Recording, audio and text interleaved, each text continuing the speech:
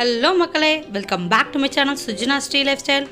இன்றைக்கி நம்ம என்ன பார்க்க போகிறோம்னா ரொம்பவே ஹெல்த்தியான ஒரு சாம்பார் அல்லது குழம்பு ரெசிபி தான் பார்க்கணும். ரைஸோட இட்லி சாம்பாரோட செம்ம ஆப்டாக இருக்குங்க. வாங்க பார்க்கலாம். அதுக்கு நான் இங்கே ஒரு வானல் எடுத்திருக்கேன். அதில் 2 ஸ்பூன் நல்லெண்ணெய் குத்திருக்கேன். அது கூடவே பிரண்டையே பிஞ்சு பிஞ்சாக இருந்ததுன்னா நீங்கள் அப்படியே பிச்சு போட்டுக்கலாம். நீ கொஞ்சம் முத்தின பிரண்டையாக இருந்ததுன்னா நல்லா நாரெல்லாம் எடுத்துகிட்டு சுத்தம் பண்ணி ஒரு 2 நிமிஷத்துக்கு நல்லா வதக்கி விட்டுக்கோங்க. இது பேல் எல்லோ கலருக்கு மாற அளவுக்கு வதக்கி விட்டுக்கோங்க. நல்லா பொரிஞ்சிட்டே இருக்குது. இது நல்லா பொரிய விடுங்க. நல்லா ஒரு 5 மினிட்ஸ் இது நல்லா பொரிஞ்சதுன்னா நல்லாவே கலர் சேஞ்சஸ் ஆகிட்டே வரும்.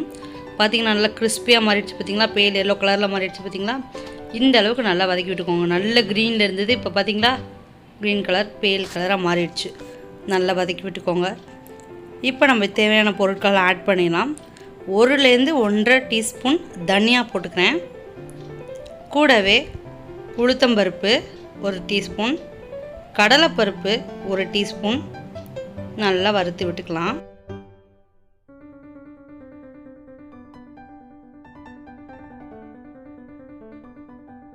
இப்போ இது கூடவே 1/2 டீஸ்பூன் மஞ்சள் தூள், 10லேருந்து 15 முழு மிளகு, 1/2 டீஸ்பூன் சீரகம், 1 பத்தை தேங்காய் பொடியாக கட் பண்ணி எடுத்து வச்சுருக்கேன். அதையும் ஆட் பண்ணிக்கலாம்.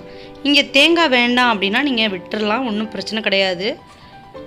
இது கூடவே 1/4 டீஸ்பூன் பெருங்காயத்தூள் போட்டு நல்லா வதக்கி விட்டுக்கோங்க. பச்சை வாசனை போகிற அளவுக்கு நல்லா வதக்கி விட்டுக்கலாம்.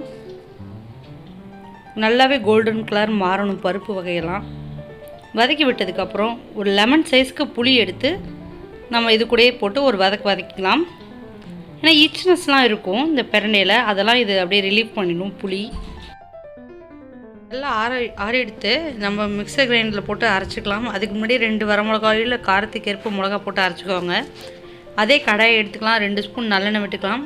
கூடவே தாளிக்கிறதுக்கு தேவையான கடுகு, வெந்தயம், வரமிளகா, கூடவே வேக வச்சுட்டுருக்க துவரம்பருப்பை போட்டு நல்லா வதக்கி விட்டுக்கலாம். இது 2 நிமிஷம் நல்லா கொதி வரட்டும். வந்ததுக்கப்புறம் நம்ம அரைச்சி வச்சுட்டுருக்க விழுதியும் கொட்டி நல்லா கிளறி விட்டுக்கலாம். கூடவே தேவையான அளவு உப்பு போட்டுக்கோங்க. போட்டு நல்லா கிளறி விட்டுக்கலாம்.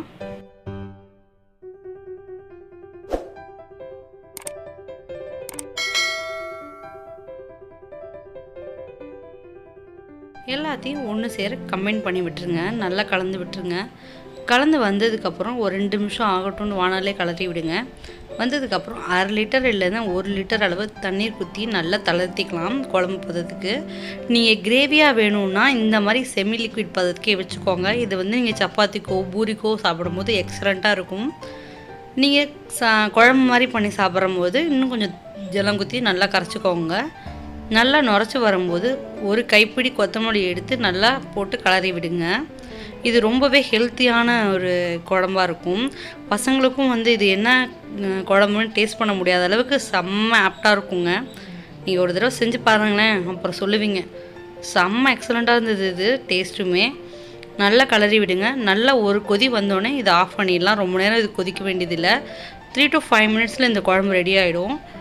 சட்டுன்னு செய்யலாம். வித்தவுட் ஆனியன் கார்லிக் ரெசிபீஸ் இது நல்லா கொதித்து வந்தோடனே லாஸ்ட் ஸ்டேஜில் நம்ம 1 ஸ்பூன்லேருந்து 1.5 ஸ்பூன் நெய் விட்டு நல்லா கிளறி விடுங்க. கிளறி வந்ததுக்கப்புறம் நம்மளுக்கு அருமையான பிரண்டை குழம்பு ரெடி.